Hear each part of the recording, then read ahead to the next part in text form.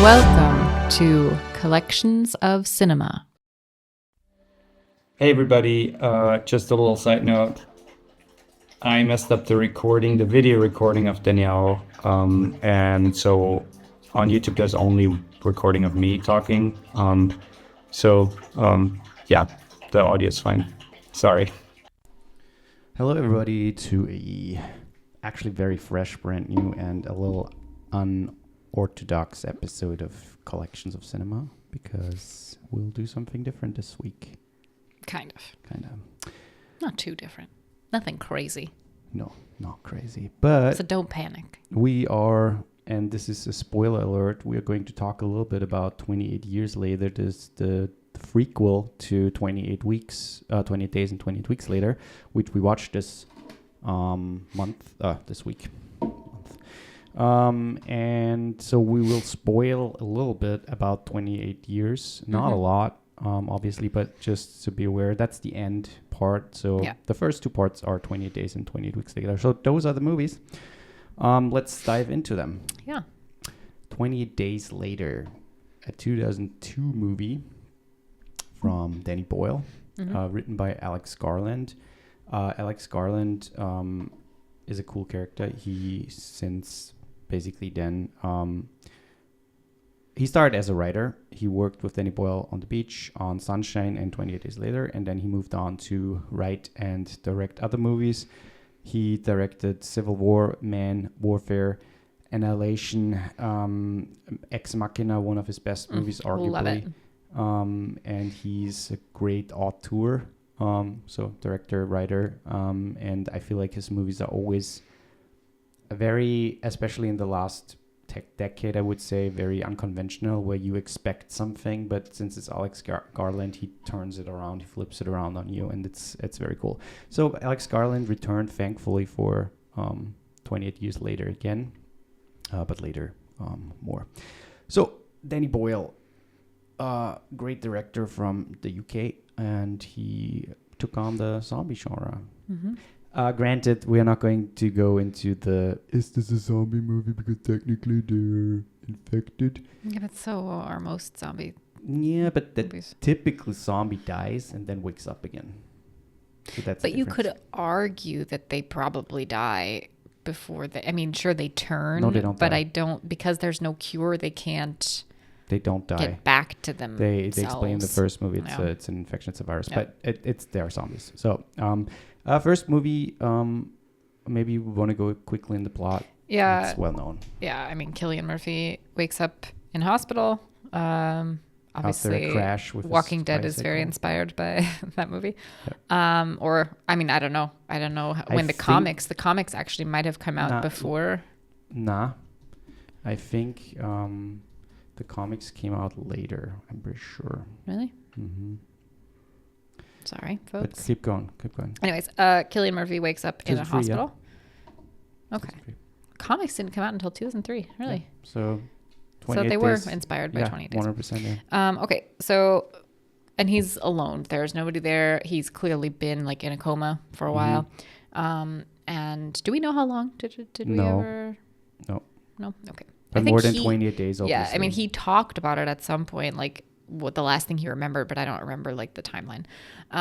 So then he is like trying to figure out what the fuck is happening, because he walks out of his room. There's nobody there. He's walking into the streets of London and there's nobody there, which is so eerie to see. Like, I was thinking, especially having been there when you and I went there, and it's constantly packed, and to see the streets completely empty is kind of crazy. The sidebar to that, they shut down a lot of locations in the city of London for just a couple of minutes basically each, because they couldn't keep certain like they had a typical window of 45 minutes after the dawn to shoot the locations because of traffic, because of the public, which included Westminster Bridge, Piccadilly Circus, Horse Guards Parade, Oxford Street. Look, like the busiest parts of London, basically. Yeah, it's pretty cool. So he basically goes out into the streets of London and is just screaming to try to like get somebody's attention. Eventually runs into two people that he ends up kind of like following. Yeah. And they explain a little bit what happened, the downfall of society due to a virus. Yeah. The whole country of England was put into like a quarantine, more or less, even though that's not confirmed at this point, they assume. They meet more people, including... So one of the people is Naomi Harris, also well known. Brendan Gleeson is one of the supporting character, also well known. And at the end, it's a road trip. It's like it's a mix. It's a drama. It's horror. It's a road trip. I mean, they start by going off to... They have traveled to his childhood home because he wants to see if his parents are there, and he finds them dead, and... he gets some things. The guy that was with them dies, and they find Brendan Gleeson and his daughter. And they kind of help them. Yeah. So Brendan Gleeson thought that he had heard the radio, right? He was like the...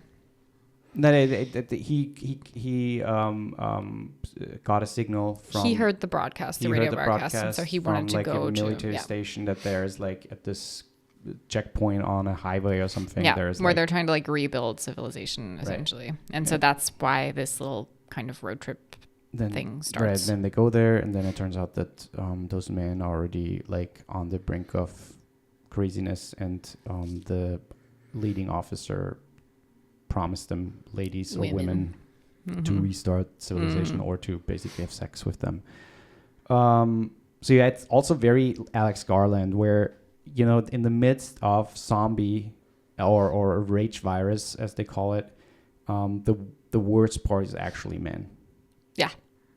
And there is a movie called Man where, again, he puts that into... I like all of his movies, essentially, because this Ex Machina is the same. Yeah.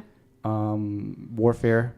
Like, it's all men just fighting and shooting and just senseless. Yeah. Civil War, but arguably there's not only men, but most of those men, or most of the men who lead the Civil War are men. Yep. Yeah. I have to say, there was one thing that I really like that movie, but there is one thing I really don't like. Yeah. And that's, I feel like Brendan Gleeson's death could have been so easily avoided. Like, the soldiers are all there, right? They're hiding basically in the woods. As soon as Brendan Gleeson gets infected and then turns, all of a sudden they come out to shoot him, where it's like, they clearly knew that all of them were there, so why didn't they come out sooner? Like, I don't know. It felt like, I don't know if it was intentional, just because of like maybe they thought he was a stronger one of them, and so they couldn't get away with what they were trying to get away with if he were there. I don't know. I mean, granted, it's for the plot to progress, but he needed to die only, first of all, for an emotional impact, and also for the last part, the final act to work. Although the emotional impact was kind of lost in the daughter, because she was not... Let's not talk too much about the daughter, because she was not the greatest. I don't even. She has a weird choice, I feel like. She has some weird lines, and she delivers them sometimes a little off. So there's the question is, if was she good enough, or was just the part written weirdly? But the thing is that when he dies, it's still a very emotional part. And I really like it, because he's great. They have like 15 to 20 or 10 to 20 seconds until they turn, and in this 20 seconds, he's just great. And it's still heartbreaking when he turns and has to die. Despite so Danny Boyle is not considering a zombie film, but he basically was credited by reinvigorating and influencing a revival of the genre. And I mean, if you just think about it, after 2000, everything. Dawn of the Dead, the remake, Walking Dead, like so many zombie things spawned again afterwards. Shaun of the Dead even was Shaun after, of the Dead was afterwards, even though that's a spoof. But and then The Walking Dead started, and that was just like insane hit. Yeah. Interestingly, the movie was shot with a shitty Canon camcorder, hence the quality of the movie. Yeah, it's pretty bad. And it's kind of the thing is, watching it, it's almost sad that there's not a better version of quality out there, since the cinematography is amazing. And the images are amazing, and then you see, you know, all those empty streets of London at the beginning, or even the road trip and stuff. That's so many cool sceneries that are in the worst possible resolution. And it's the thing is, it still works. You know, once you get over that first 20 minutes or something, you get used to the shitty look. Yeah. But it's you know, you almost feel like, oh, it could have been so, like a real shot on 35 millimeter. Like the last part is shot on 35 millimeter once they're like in this cabin up, and you can see the change of quality immediately. Yeah. And I feel like it would be so cool that if everything would have been shot in 35 millimeters and it could have been restored in 4K and stuff. Yeah. It's a little sad. Interestingly, James McAvoy auditioned for a role as an infected. Okay. Yeah. Most of the infected were cast they were athletes that were cast, which else? I mean, they had to run fast, and basically he kind of invented the fast running, the really crazy zombies, which is so cool. Yeah. And for the infected, Boyle took inspiration from real life diseases, particularly Ebola, which was very big at that time, and rabies. So those were the things. And I kind of liked the idea, like at the beginning of the movie, you see like those animal activists breaking into this scientific thing where they keep those monkeys, and those monkeys are infected with the rage virus. And despite the scientists who told them multiple times, don't let them out because they're infected, they let them out, and then that's how patient zero becomes patient zero. But I like that you see them in the first few minutes that those monkeys consume like really hardcore, brutal images on its screen, and it's interesting. So it's not only I like the idea. Also, it kind of reminds me of Clockwork Orange. Okay. Yeah. This is interesting. Ewan McGregor was the original choice to play Jim. Oh, wow. I didn't know that. But he and director Danny Boyle had a falling out at the time over The Beach from 2000, in which McGregor was supposed to play the lead until he was replaced by Leonardo DiCaprio. They have since reconciled, apparently. Yeah. After that didn't work out, the role was offered to Ryan Gosling, who had a scheduling conflict. Wow. That would have been a completely different movie, I feel like, with Ryan Gosling. Yeah. I mean, he's great. I love him. But I feel like Cillian Murphy is he fits perfectly for that role. It's interesting. Interestingly, I did not know that, but at a certain point, they announced that the production had run out of money and filming ceased without a satisfactory closing sequence having been shot. And after several different pitches for a new ending, with the original ending, which featured Jim's death having tested badly with audiences, the studio granted more funding to shoot the ending eventually used. And the crew arranged for a real jet to fly overhead for them to film, as this was cheaper than approximately 70,000 pounds for a computer-generated one. Mm-hmm. Yeah, it's interesting. I really also like the music. The music, I remember when I watched the movie the first time, I didn't see it in the theater because I was like 12 when the movie came out in the theaters, but I watched it, I think 2 years later because I got it on DVD. And the thing that stood out to me was the music. The soundtrack, and it's great. It's still great today. It's this very weird mix of songs, but it fits so well to the imagery, and it's very untypical to your classic horror movie, I would say.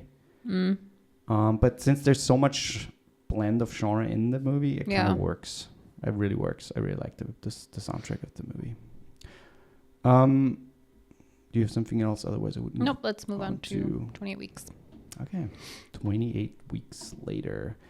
2007, not directed by Danny Boyle, and also not written by, what's his name? Alex Garland. Alex Garland, thank you. A lot of people kind of shit on the second one. I really like it. I mean, I like the first one better, but I have to say the second one is a very close second for me. It's not even like the first one is significantly better. I really like the second one. Juan Carlos Fresnillo, I don't know how to say it correctly. He is a Spanish film director, and he took on 28 Weeks Later. He also did Intruders. I have not seen with... Oh, I have seen with Clive Owen. And he did the 2024 movie Damsel for Netflix with Millie Bobby Brown. He did not do a lot of movies, I have to say. He did just 5 movies. Let's go quickly into the movie itself and the plot, and then talk about it a little more. Do you want to do the plot, or should I do? I mean, yes, it starts in like a family home on the countryside, I guess, of Scotland, right? Or is he just Scottish? I guess it's Scotland. It starts during the height or short after the outbreak. And it's in a family home. They've already like boarded up the house, so they clearly are trying to, or most of it's boarded up. I feel like outskirts of London. So. Okay, and the boy is not their boy, right? He comes running. So a boy comes to their doors, running to the door, saying people are trying to kill him. Yeah. And when he's telling this family about who's trying to kill him, it's like his own family who's trying to kill him, right? Yeah. So they're talking about that, and then zombies, whatever, infected, come into the house, basically kill everybody in the house. The dad, the wife, and this boy are trying to escape. They run upstairs for some reason because I don't know why people run upstairs. But yeah, so they run upstairs, and the boy, I think, just gets scared, and so he hides in the closet. And there are zombies now in this room. And the dad is like, we got to get the fuck out of here. Yeah. The wife was like, we need to get this boy. We need to save him. And dude just straight up leaves her. Yeah, he just closes the door. He literally closes the door and runs. One of the best opening sequences, arguably, in a horror movie. 100%. When he runs away and looks back over his shoulder, and he sees her through the window looking in disbelief. And then she just gets yanked away by the zombies. It's brutal. Yeah. And also her acting is phenomenal there. Like you can really feel that she's in absolute disbelief that he's leaving her to die. On the other hand, they would have all died. Yeah, sure they would have all died, but he could have tried to like grab her. I mean, I get she wanted to save this kid. Of course she's going to try to save a kid. So dude's an asshole. 28 weeks later, London the virus is gone officially. At least that's what the forces say. NATO took over to establish a safe zone, and they slowly invite people back into the safe zone. And 2 siblings from the dad come back from Spain from this refugee camp. Kids, not siblings. Kids. Yeah. Mm-hmm. And and they are happy to see their dad, but they obviously have questions, and that straight up lies into their face, like, this is what happened. I tried to save her. He tries to not make anything. It super, he kind of says the truth, but then also doesn't. Well, not really, because he said he did everything he could to try to save her, and he did nothing. He made it harder for her to escape. Right. And so naturally the kids are like, hey, let's explore, and they go out of the safe zone and just explore parts of London town, and ultimately end up at their old home and find their mom. Guess who's there? Find their mom in the base, in the attic. No, in the bedroom of one of the kids. No, in the attic upstairs. It's the attic. Okay, I thought she hid in the attic up there, and they take her. All of the sudden, they drive around for hours, but all of the sudden, at that point, the forces show up. Military. And the officers saw them leave. Right. Like they watched them leave, and they were like, just let them. We'll keep an eye on them. Just let them go. Right. And so naturally, they bring her in and put her in quarantine, and they figure out pretty fast that the rage virus is in her, so she's a carrier, but she's immune, which is a miracle, and also could be a potential lead for a cure. Yep. What does the dad do? Okay, then the movie gets stupid. So there is that's the one really downside to this movie, because I really like the movie, but there are so many massive plot holes, like insanely massive plot holes. Yeah. So for one, they put this woman in this like quarantine room, right? Yeah. You would think that there would be officers standing outside guarding her room, or hospital staff or, whatever they are, scientists, that they're just like, somebody is there. Nope. Everybody leaves because they had some meeting or they had to go talk about her. So literally nobody's there. Here comes Dad with his key card that apparently gives him access to everything. Made it clear at the beginning when he met with his children the first time. He's like, I have this key card that opens everything. You're like, oh, okay. Are you like why does he have access? Right. Why does he have access what to all these things? What are you doing there so you Right. get access to everything? Like he said he helped them build up the safe zone. Yeah, that's nice. Okay, cool. But still, I mean, he's not military. He's not. It's so weird. Yeah. So dude just like walks in. Nobody stops him. He walks into the room where his wife is. And then they have this moment where she clearly hates him. And he's like, I'm so sorry. And he's a blubbering idiot. Yeah. And then she is also an idiot. I mean, I get her rage, but she's stupid because she knows that she has the virus. Like, there's no way she doesn't know that. I mean, she wants to fucking. Yeah, I know dead. Yeah, but she's stupid. She knows what the virus looks like. She knows what it does, how fast it spreads. Yep. So I don't know what she was expecting to happen. So she pretends like she's forgiving him, and he says, I love you so much, and she said, I love you too. And then he goes to kiss her. She bites his lip while they're kissing, and dude turns and kills her in a very brutal way. Very brutal.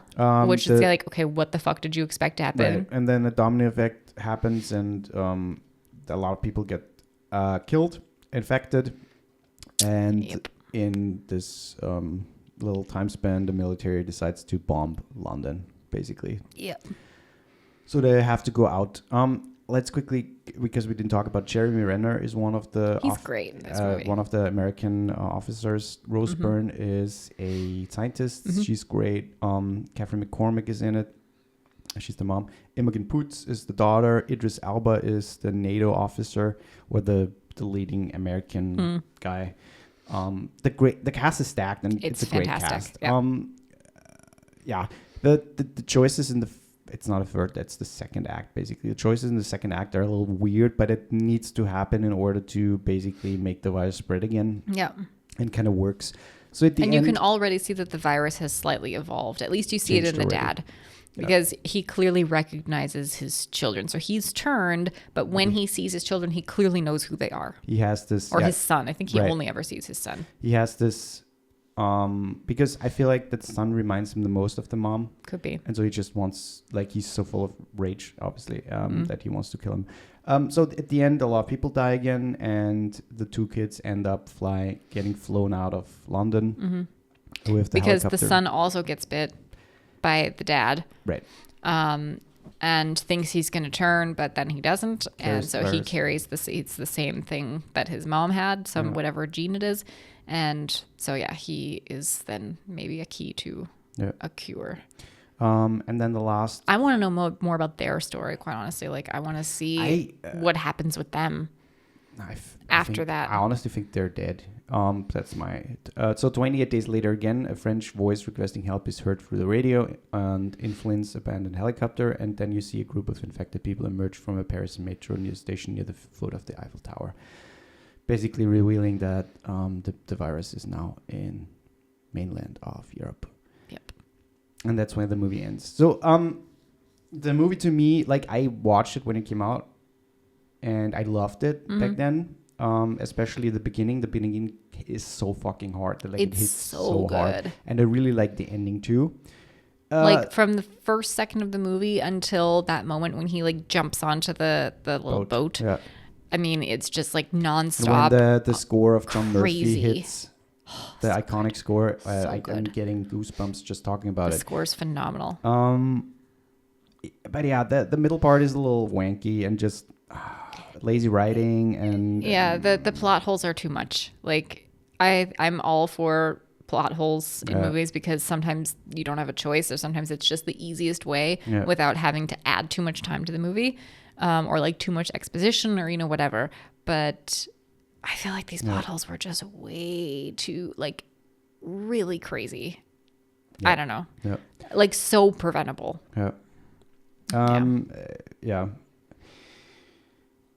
Danny Boyle obviously got asked to make a sequel, and he said no because he had commitment to direct Sunshine in 2007, but he would stay on as a producer. So they Boyle hired the Spanish filmmaker Juan Carlos and fought to bring a new fresh perspective to the film, and which kind of worked though.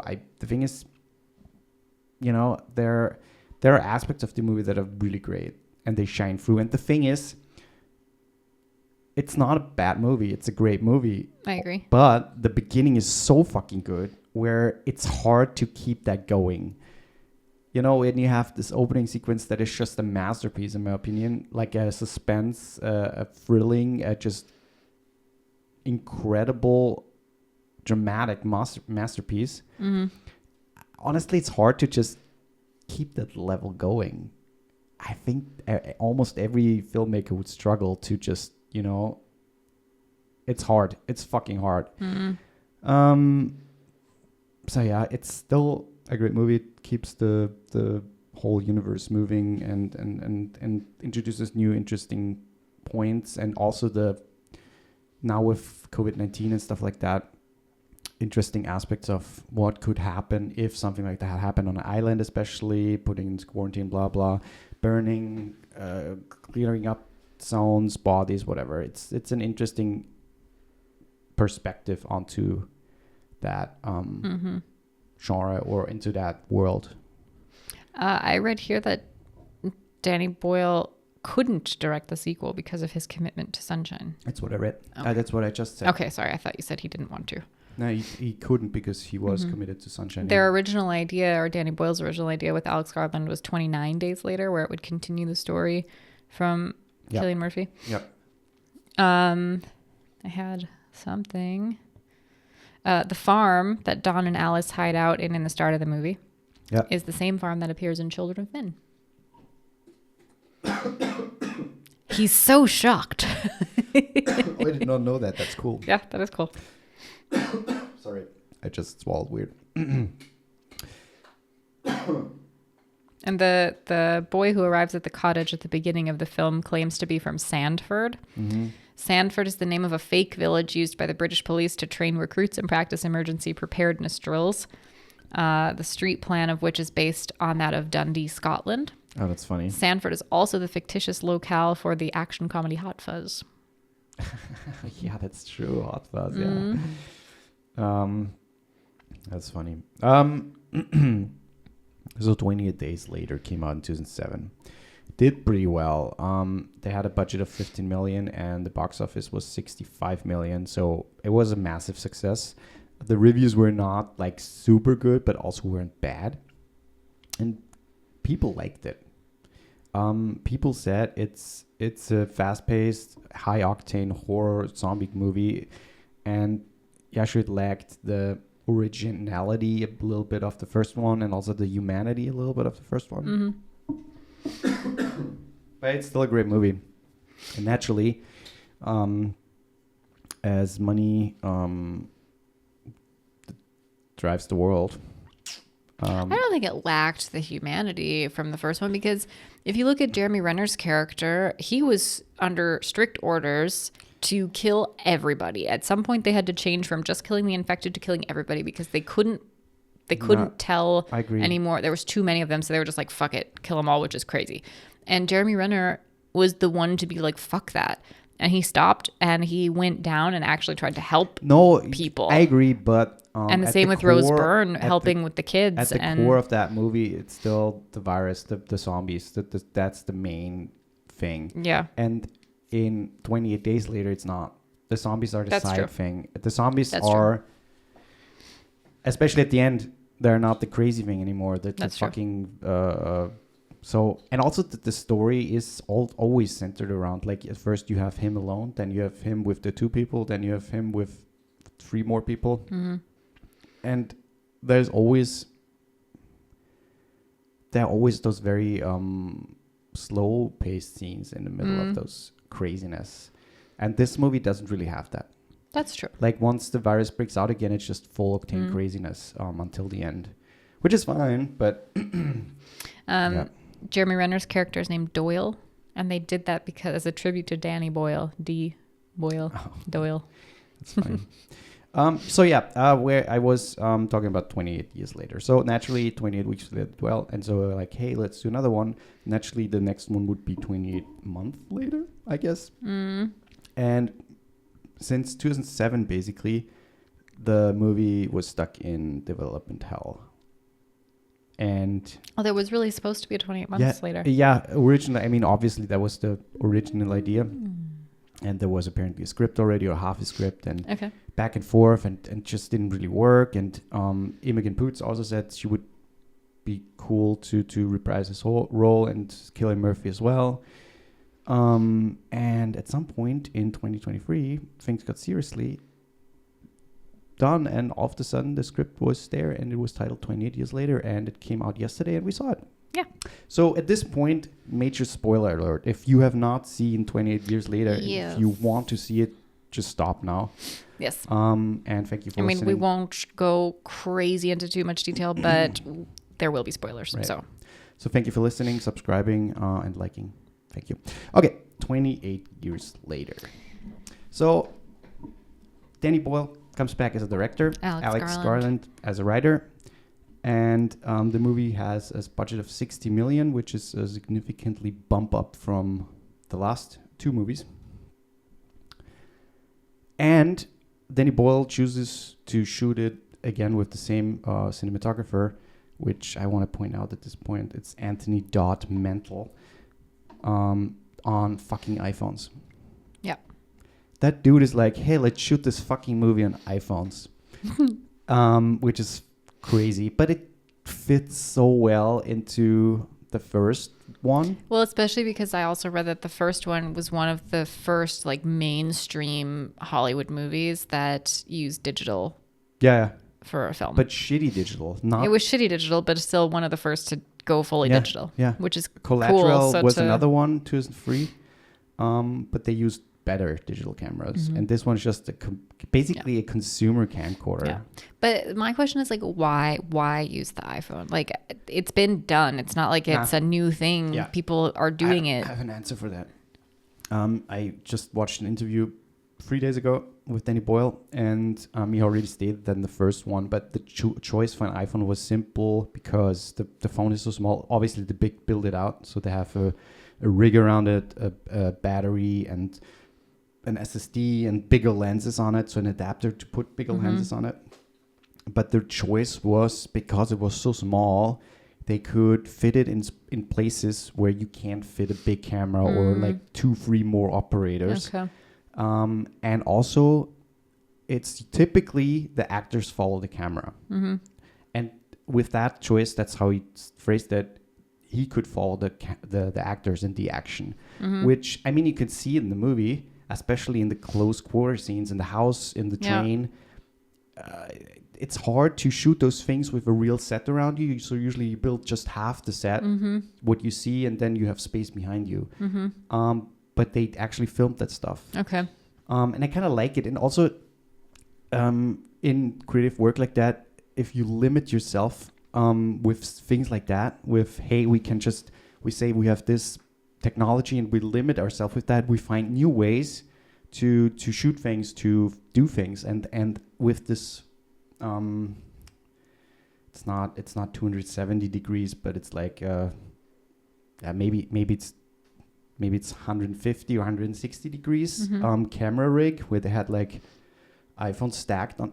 They could do really cool shots in the movie. They like the kill shots of the zombies are so fucking cool. So I really like the choice because it's a continuation, but also evolution of the first one. Kinda. Yeah. And the thing is, you see it. It's not like, oh, it looks so fucking good. There are shots in there that look grainy. There are shots in there that look blurry and weird, a little bit artsy, but... Okay. I didn't notice that. Yeah, I totally did. But it's the same in the first one. The first one also has those shots in it, so it fits super well into the realm of the series. So I really, really like that. So that was the technical aspect of that thing. Do you want to go into the plot? Yes. So just a little bit though, because I don't want to. Yeah, I mean, it's basically on this island. Yeah.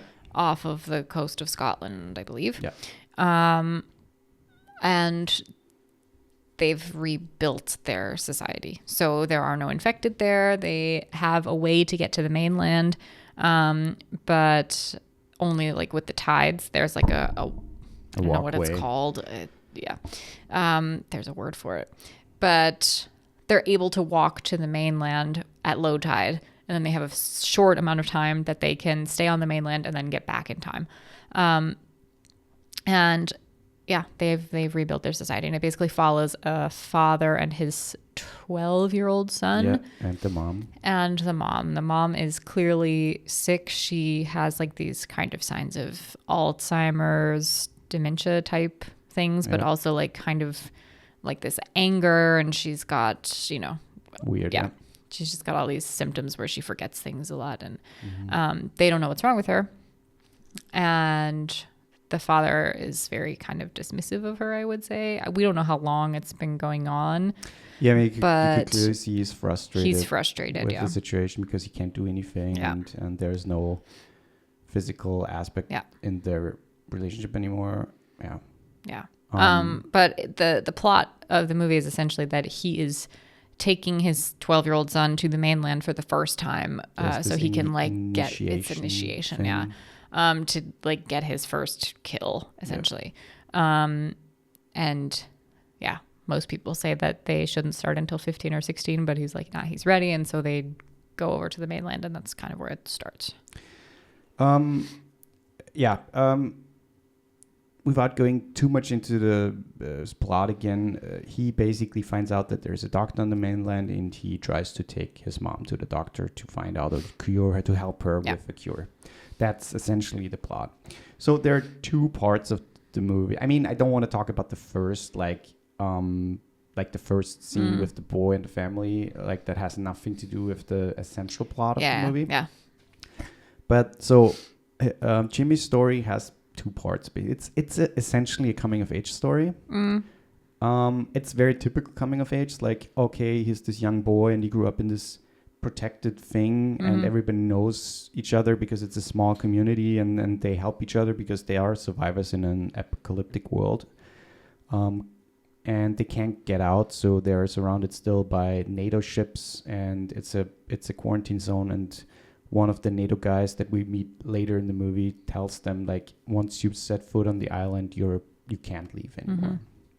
But we find also out that outside of England, everything's normal. So there are phones, there's electricity, there's everything. They normal. ignore the whole thing about Paris having been, I mean, they had alluded to it and they said it was probably nuked after, but from what they make it seem like is that it's still contained to England or UK. Yes, because I assume, maybe they explain the next one, but I assume that they were able to contain it for some reason. I don't know.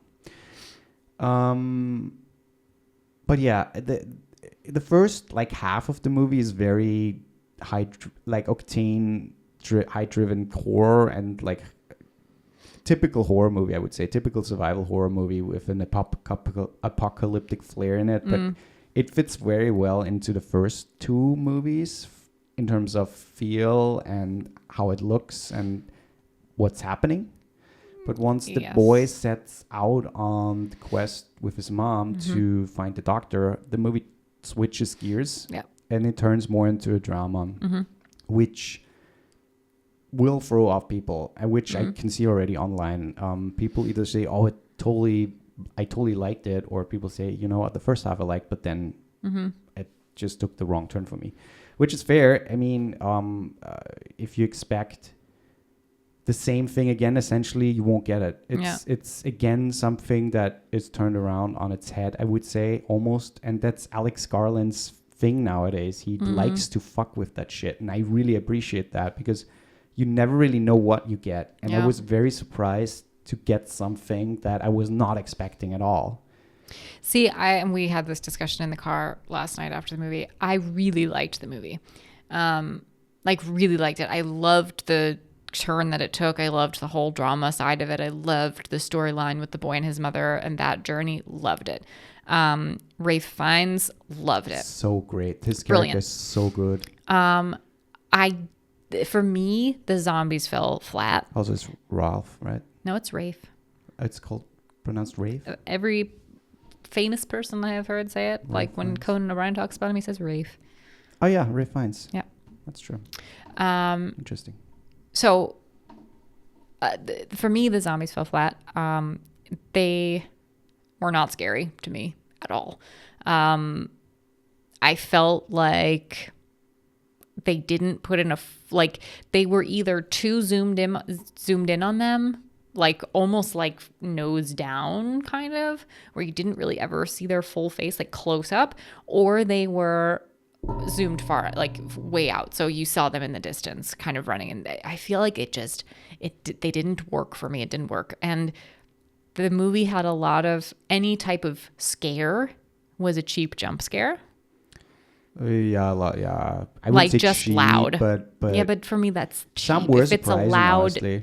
Yeah, but it's just loud. You know, like it's just all of a sudden there's this really loud noise, and it's like, okay, that's your jump scare. But for example, I liked when they were sleeping in the abandoned church and the fat, creepy, gross thing crawled up. I wouldn't. Was super creepy. That was creepy. Yeah. Not scary, but yeah. But super again, creepy. I don't like those zombies either. Yeah. They're so weird, or infected, I guess we would call them.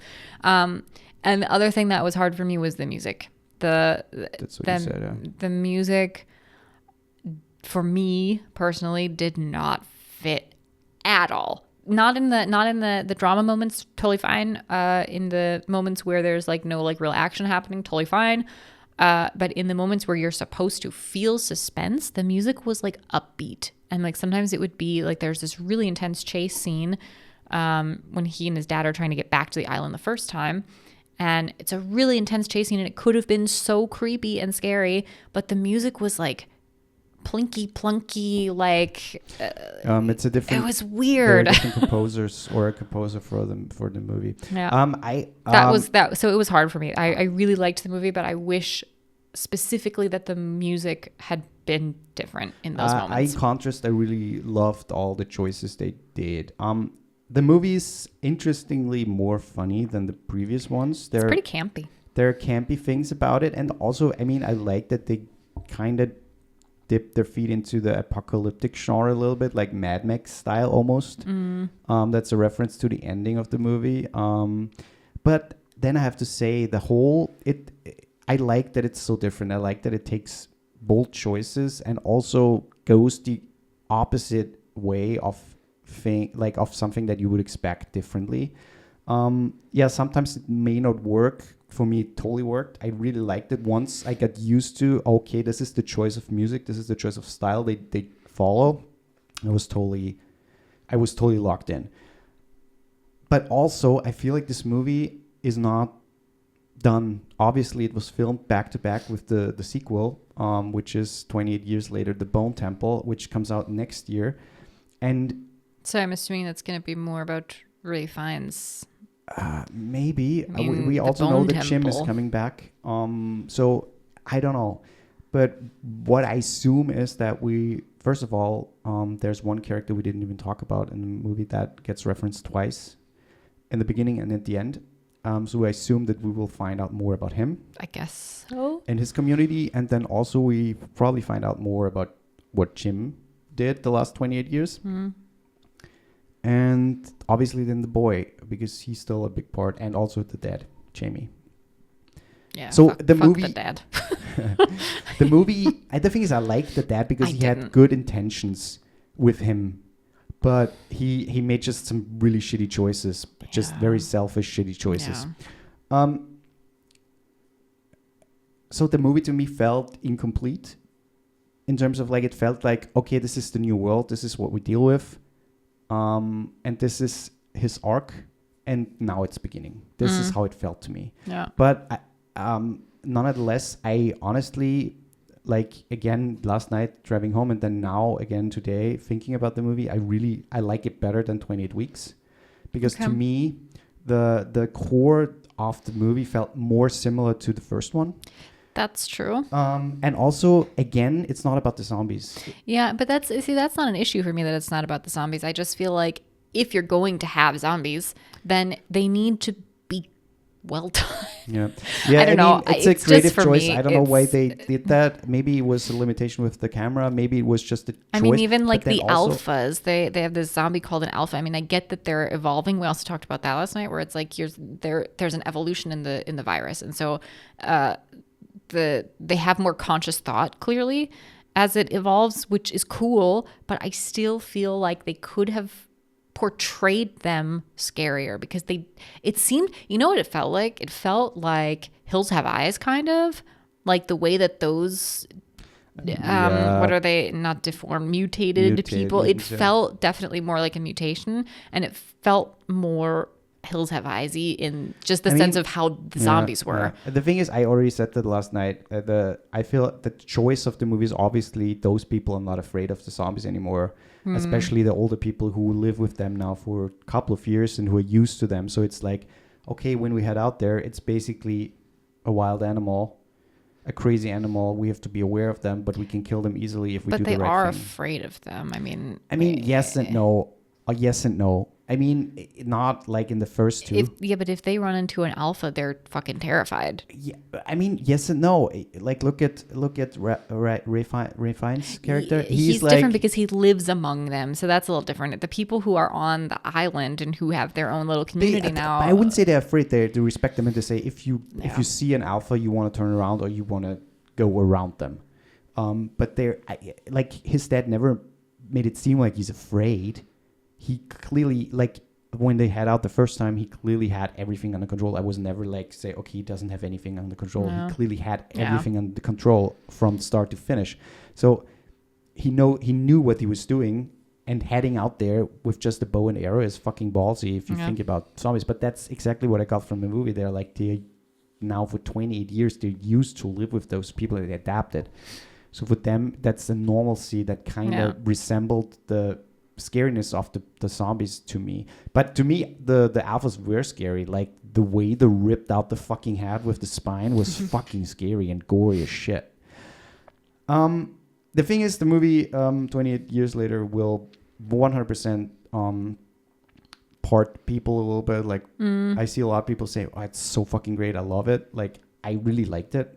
And then I also see people like, oh, the first half was great, but then the second half fell flat for me, which is fine.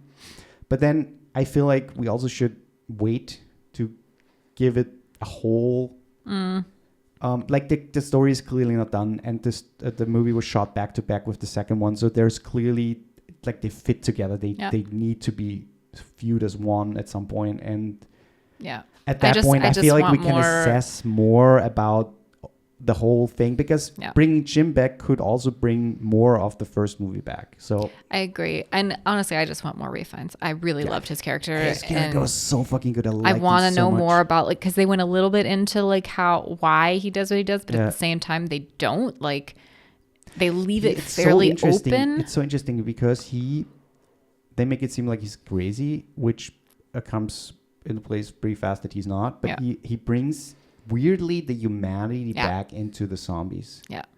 And I really like that. What does he name the alpha? Samson or something? Samson, yeah. And he doesn't kill. He lives in the area. He could have killed them multiple times, but he chose not to. Yeah, he stuns them basically. So he uses like a tranquilizer. Tranquilizer darts, yeah. Go see it. Go fucking see it. It's worth it. It's definitely worth it. It has some crazy moments. It has some, like, the end. Let me tell you, it's fucking nuts. You won't expect what's happening at the end. And also, I think it's a great continuation of the story while also reinventing it again. Kinda. It's not something. It's not like a 28 days later 2.0. I would say it's completely different. It's a thing on its own, kinda. Which you said, it doesn't feel like it's one of the... I feel like it did, but you said it doesn't feel like one of the other ones. The thing is, after having sat with it more, it does feel like it fits with the franchise, especially thinking more about, okay, it's evolving and it's, it's everybody else is also adapting to this new way of living. But for me, I think it's just because I'm so sensitive to music in movies. Yeah. And so if it doesn't fit, then I have a I feel really like, hard I feel like that time. movie you will like better watching a second time. And playing my own music over No, scenes. no, because you already know it. You know what to expect. Because I was thrown off. Like, I was thrown off from the start when the first scene. I was thrown off from the music. I was like, that's a weird music choice. And I had to get used to that. But once I dialed in and said, like, yeah, this is what they want to. Yeah.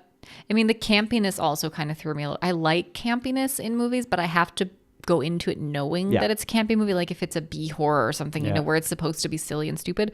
But that's the apocalyptic. Exactly. And I think that's also where I have trouble because I don't like Mad Max. And so, and I typically, it's rare that I really enjoy an apocalyptic, like post-apocalyptic movie that's, you know, that campy kind of style of, you know, it's typical. I don't like that.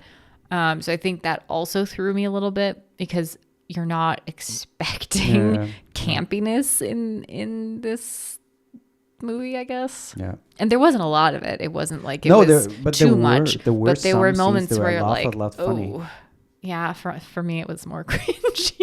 I mean, the ending was funny. The ending was, I wouldn't say cringe, but the ending was unexpected. It was unexpected. But I also, again, I like that. I like that about Garland. I like about, like, I don't want to. I also, like, if you think about, you see a movie and you watch it and feel like, oh, it's fine, but I've seen it countless times before. Yeah. And this movie, it was prone to be exactly that. Well, like, how would you do a zombie film that has not been done yet? Because I mean, look at Walking Dead. It's been all done. Yeah. But then you watch that movie and you're like, oh, that's how you do it. Like, this is how you fucking do it. The fun thing I thought too about the callback at the end. So in the beginning, there's the kid, right? Jimmy. And I thought, because you're waiting, you think when it starts that Jamie, the dad, is the kid. Yeah, because, that's what I thought. And I think it was intentional that they want you to think that. And like maybe he changed his name or maybe he just goes by Jamie, you know, instead of Jimmy. And because his age fits. Yeah. And like just how old he is, it seems like it could be that long of a time gap. And it kind of works his kind of like, I don't know, cynical view kind of on things or how he has to, there's the scene where after they come back and he over exaggerates to everybody in the bar, like how well his kid did, kind of gave me vibes of the pastor who's the father of Jimmy in the beginning, who's like, this is the, you know, whatever, who's like way into it. And so it kind of gave me preachy vibes. And so it's like, okay, it fits. And so I really thought that maybe that was him. And then at the end, all of a sudden, Jimmy comes out and you're like, oh, that's the fucking kid. It took me a while to fucking get who that was. Like I see him like, who the fuck is that?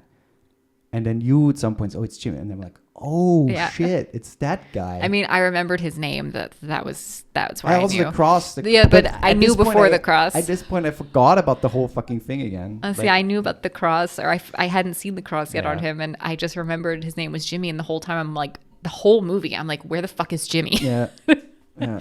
The movie's fucking great. If you like what we do, I'm sorry it's a long episode, then please subscribe, please like, please comment if you've seen 28 Weeks, Years, Days Later, what you think, especially what you think about 28 Years Later. And until next time. Bye-bye.